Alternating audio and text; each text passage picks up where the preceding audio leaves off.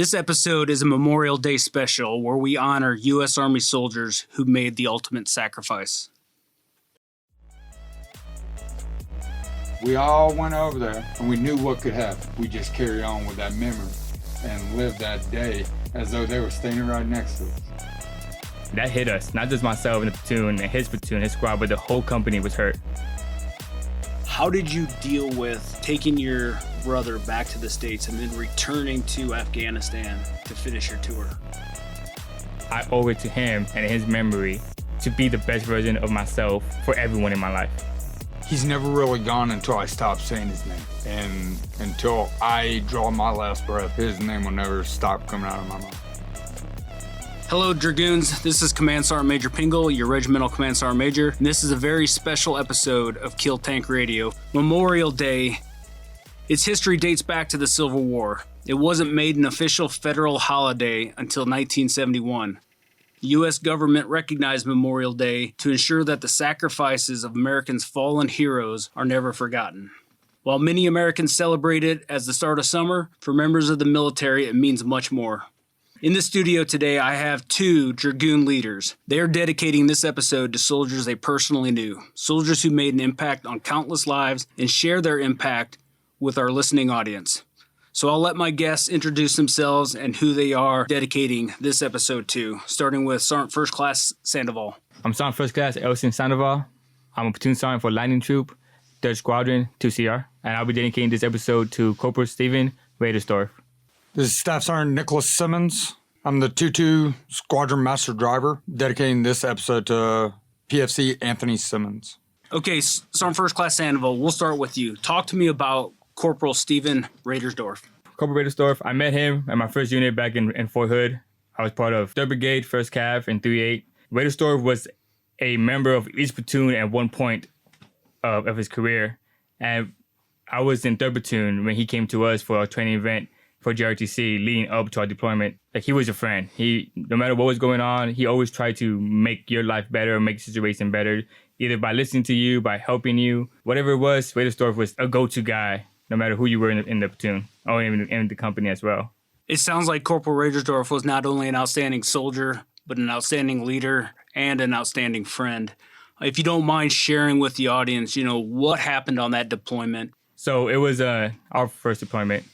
We deployed in 2006. We were in Iraq for about 3 months. And in October of 2006, in January 7th, 2007, we had an operation. My squad was attached to 2nd Platoon, who was leading the operation. No, we infilled around 03, air salted in to this small little village. We would find this one guy and then leave. It would be a short mission. Ended up being an extended mission because we ended up finding a lot of weapon caches. So instead of leaving SPing back to the FOB around 09, we steadied out to like 1700. We all lined up, getting ready to exfil, back to our Bradleys, head back to our FOB, and that's when we took contact. We took contact from everywhere. It was coming from every part in that location. Rounds were hitting us. I was partnered over my team leader, Sergeant Joe, and the interpreter, and rounds were hitting right in front of our feet. So we take a house and we're holding there until our squad leader develops the situation. And then you hear on the radio that we took a casualty. There's no name on the transmission of who it was, but it was announced like we have a man down. We get told from our squad leader, say we gotta go to this other house and pull rooftop security while they conduct casevac. I'm a shotgunner, so we get there. I see the medic on the ground with somebody. I don't know who it is yet, but I see blood on the floor. We get to the stairs, and as I'm going up the stairs, I look down. It was Raderstorf. The medic's there with them and 2 other guys conducting buddy aid. Once I see Raderstorf hit, I'm angry now. I'm like, oh, I know this guy. This is a great dude. This is a great person. I get to the rooftop. We taking contact. My team leader and my squad leader are telling me to engage with windows, tree lines, and I'm sending every round possible that I can downrange. Finally, the fighting stopped. We get back to our Bradley. We exfil back to our FOB. Inside the Bradley, we're relieved. We're like, oh, we made it out of there. I'm thankful for being out of there. It wasn't until we get back to our FOB when we were told the news. Raderstorf didn't make it. That hit us, not just myself and the platoon and his squad, but the whole company was hurt. Raderstorf, like I said earlier, Raderstorf was a member of every platoon at one point leading up to our deployment.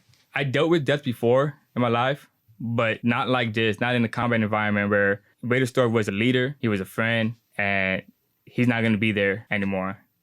And to me, that was something that took me a long time to process.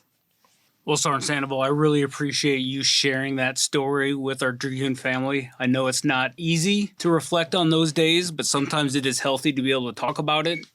All right, Staff Sergeant Simmons, tell us about who Private First Class Anthony Simmons was. PFC Anthony Simmons was actually my brother.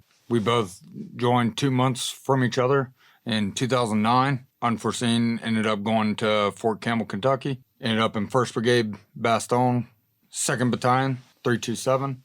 2 months later, I graduated basic and actually ended up at the same battalion, working side by side as though we've lived most of our lives. Spent the next 8-9 months with each other, which we never thought that we'd end up getting. We were one company away from each other. I was Charlie Company, he was Delta Company. I ended up going to Cop Pinnage in the RC East, Kunar Province, Afghanistan. He went to Cop Monty. On July 8th, 2010, he ended up getting hit by a 107 Chinese rocket into his barrack room.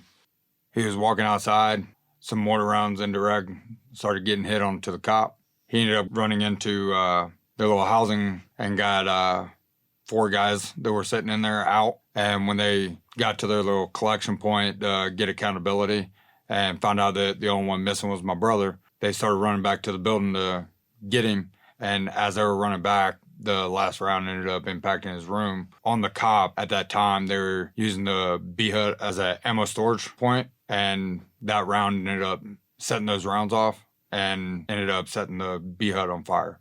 And that's where he got caught in. It happened at 6:15 that morning.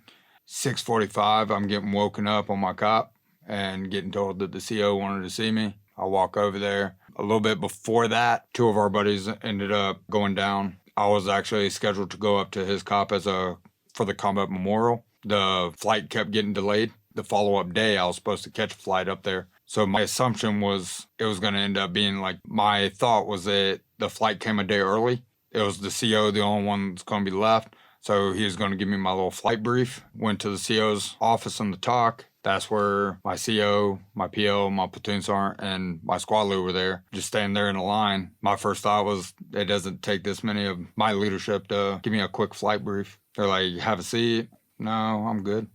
And that's when my CO told me that at 6:15 that morning, Cop Monty got attacked. It's no big deal. Cop Monty gets attacked every day. What's up with it? That's when they told me that there was only one casualty, and it ended up being my brother.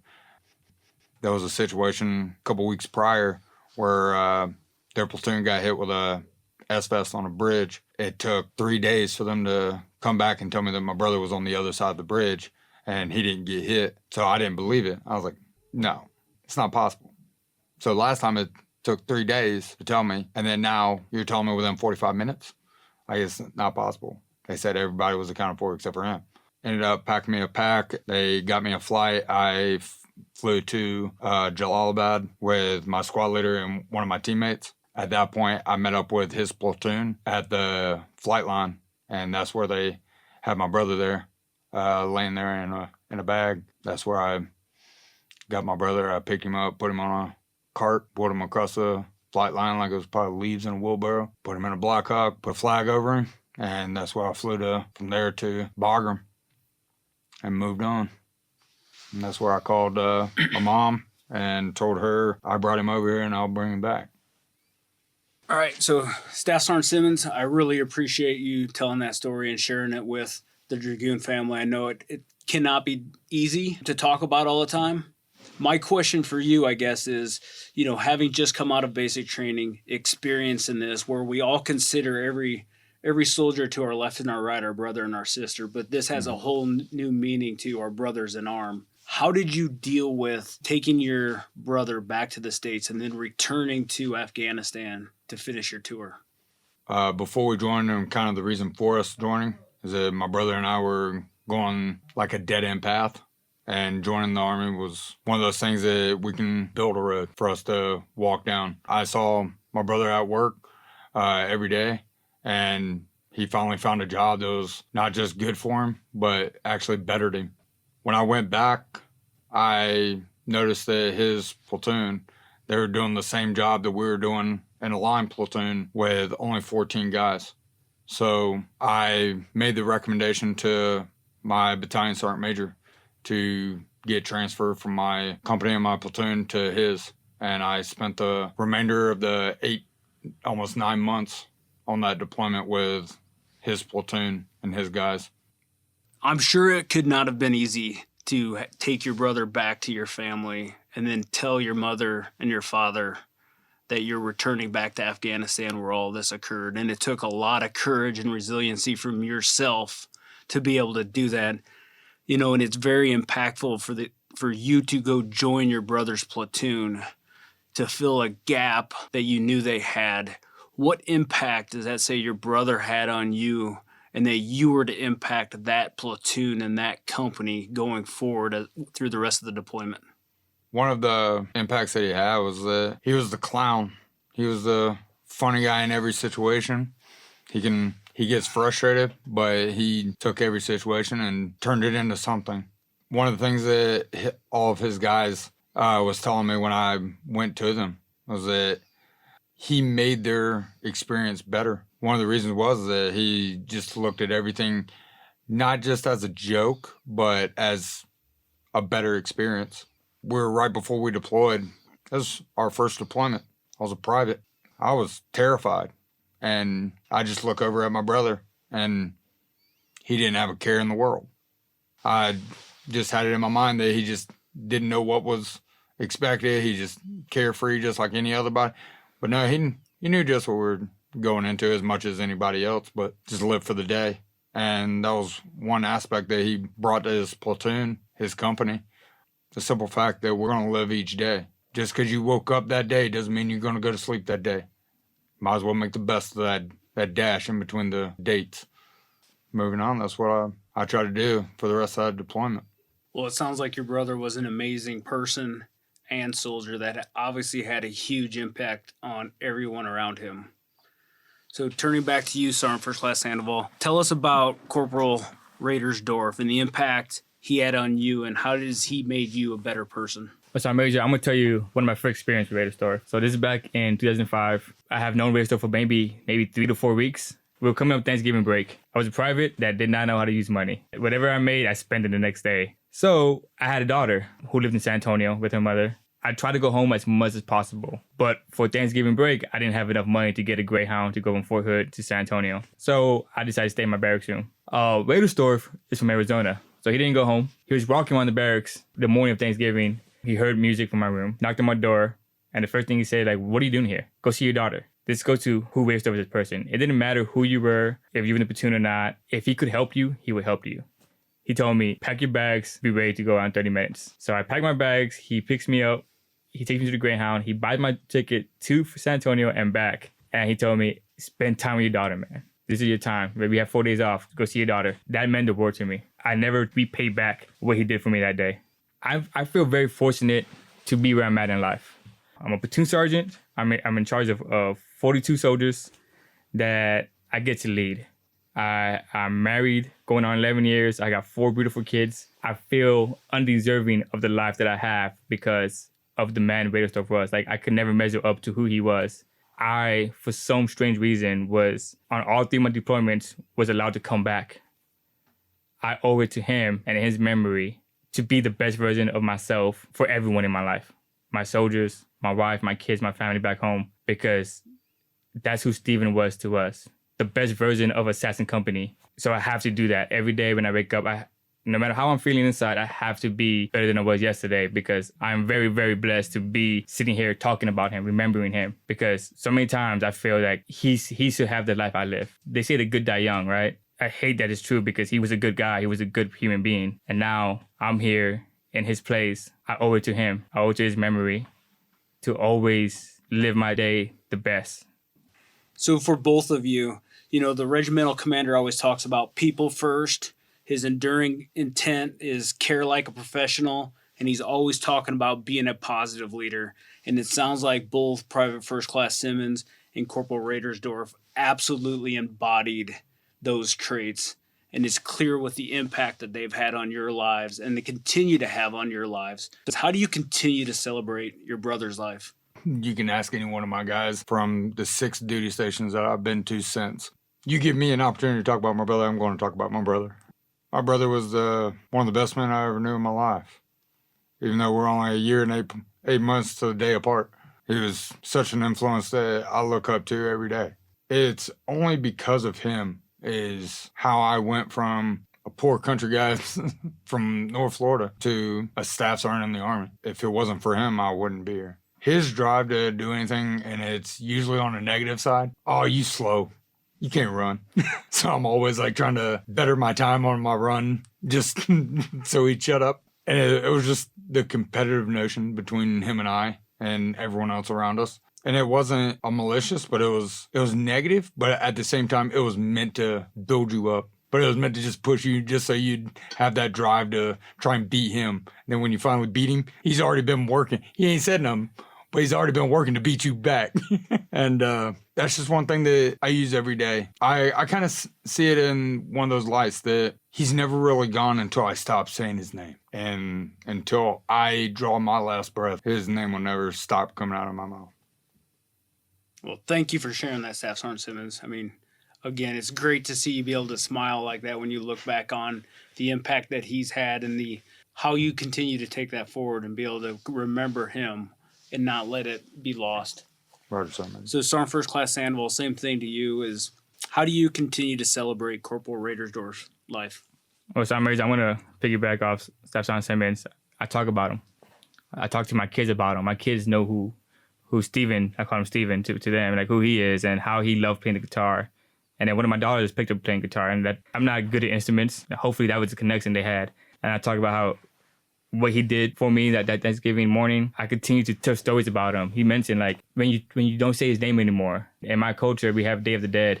We use that to remember people who passed, and it's told to us, you died twice. Died first time you die, and then you died the second time, and no one say your name again. So I'm going to continue saying Steven's name again. My kids are going to know who he is. They're going to tell their grandkids. I'm going to tell my grandkids about who he is, continue his life, because that sacrifice, that loss impacted me in a huge way. And I know my brothers from that company, we celebrate his life. I know for most of us in the Army that have shared experiences such as yourself, every day in a way is Memorial Day. We don't take one day out of the year and use that to remember those that we've lost that meant so much to us. But specifically, what are your plans for this Memorial Day? Finally, Germany's kind of slowly opening back up. So I'm taking the opportunity to explore Germany, take my family to the Black Forest, go hiking, see what that's all about. And I used to be sour about this day. I used to get upset when I was a lot younger. We're like, no, don't have barbecues. But that's not what Stephen really said we want. You know, he wants us to live our life like we should, like enjoy the moment, enjoy every day, because not every day promised to you. So I'm going to tell my kids more stories about Raderstorf. I want to enjoy the hike with my family and just celebrate it like he would want me to. And Staff Sergeant Simmons, what are your plans this Memorial Day weekend? Memorial Day weekend, I'll be working with one of our operations coming up. But that still doesn't keep me from thinking about him and even talking to all my guys and everything that I have about my brother and spreading the knowledge of my brother. But moving on, the Memorial Days, hopefully I can spend them with my family and so they're not feeling alone during that time, us as soldiers, and kind of look at Memorial Day or any other time that we view that scenario, thinking about the loved ones lost, kind of view it slightly different. I try to at least put myself in like my mother's shoes, that she don't view it in the same light that I do. Hopefully my plan will work out and try and spend that time at least with my family and our friends. We'll remember him, but we'll also live that day as though my brother were there next to us.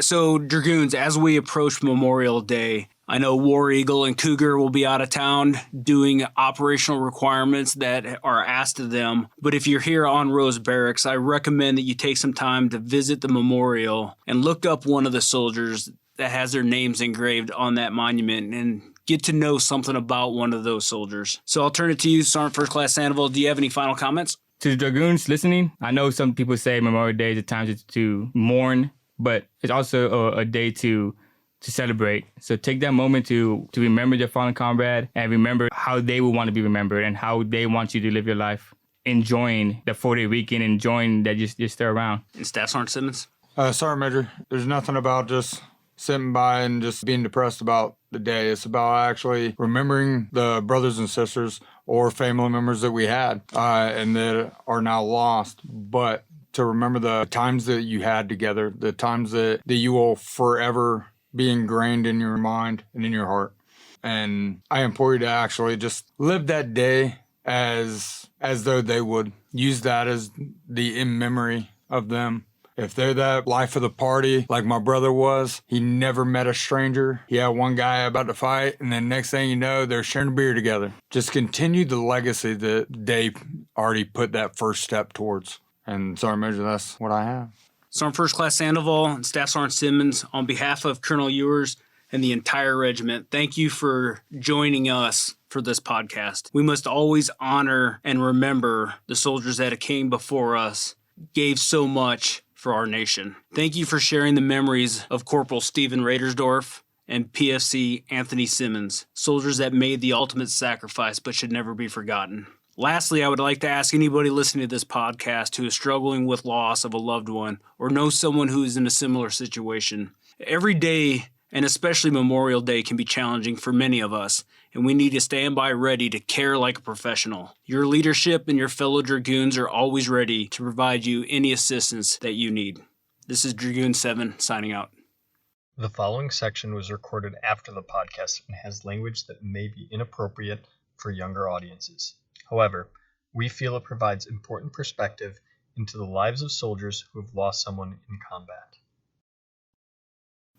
Staff Sergeant Simmons, I really appreciate it. I know it can't be easy, Sergeant First Class Sandoval, but I mean, sometimes it definitely helps. My wife tries to get me to talk about it all the times, and a lot of times, you don't want to share it.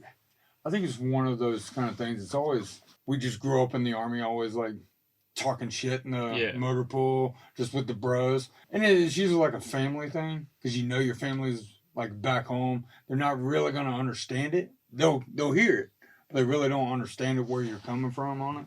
I wonder how you can sit there and be in the worst shithole imaginable, like it's some freaking production movie, going, I would never want to be there. And you show them a video of yourself and you and your brothers is in this shit box of a mountain, and you're still laughing and joking, throwing rocks at each other, because they won't understand. Yeah, you're right. They won't understand. This is my first time sharing that, what happened. Mm-hmm. My wife knows it, and the people that I deployed with, but besides that, outside, no one knew what happened. First time sharing that, but going back to, like, they won't understand. I got injured in Dragoon Ready, this past one. I got medevac out of there. The following day, I'm trying to get back. I was like, yo, you got seriously injured. Why are you going back out there? I need to go out there. Like, my guys need me. Yeah, because I've actually had so many of the people that were on that deployment with us, 15, 17 years in at the time, looking at me like I'm batshit fucking nuts because I came back. They're like, why not? So you're telling me this guy that got shot in the bicep came back, actually did 42 push-ups in the hospital to come back?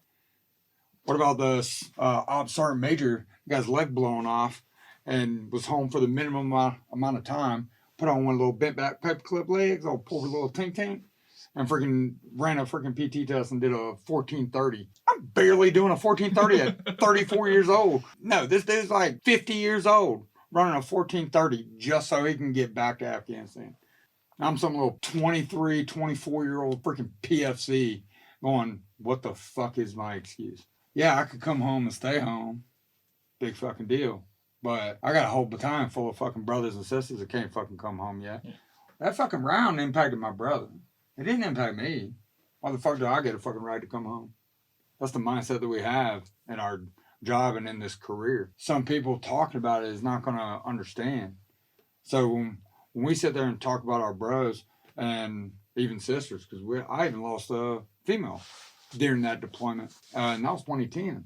Like, everybody keeps asking me, is like, how do you view what happened? I'm like, my brother was a grown-ass man when he joined. My brother joined a grown-ass job.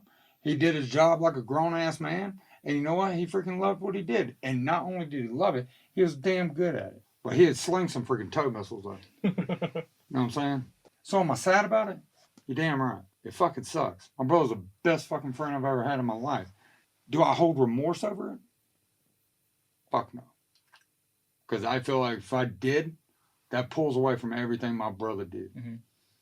So we just chalk it up, call it what it is. We all went over there and we knew what could happen. We just carry on with that memory. and live that day as though they were standing right next to us. Because the day we stop is the day they finally fade.